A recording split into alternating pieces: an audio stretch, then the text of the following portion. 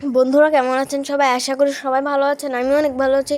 আজকে আমি রুটি বানাবো। দেখেন, আমার কাজ করতে অনেক ভালো লাগে, বিশেষ করে রান্নার কাজ করতে অনেক ভালো লাগে। আমার মামুনি আমাকে কোনো কাজই করতে দেয় না, আমি তাও করতে চাই। আমার রান্নার কাজ শিখতে অনেক ভালো লাগে, আমার কাজের প্রতি অনেক আগ্রহ।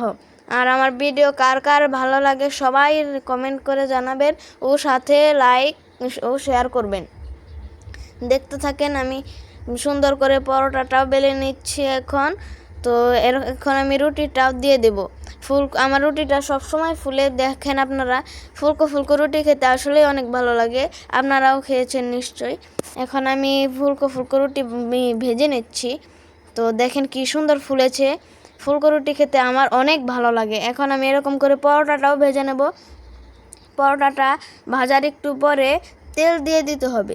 দেখেন, আমি এখন সুন্দর করে ভেজে নিয়েছি। এখন তেল দিয়ে দিচ্ছি, 3 পাশে আমি তেল দিয়ে দিচ্ছি। এখন আমি ভালোভাবে ভেজে নেব, যাতে অনেক ভালো সুন্দর করে ভাজে। দেখেন আমার পরোটার কালারটাও কত সুন্দর হয়েছে। এরকম পরোটা আমার খেতে অনেক ভালো লাগে। আমার নিজের রুটি পরোটা আমি নিজে বানাই, আমার মামুনিকে বানাতে দিই না।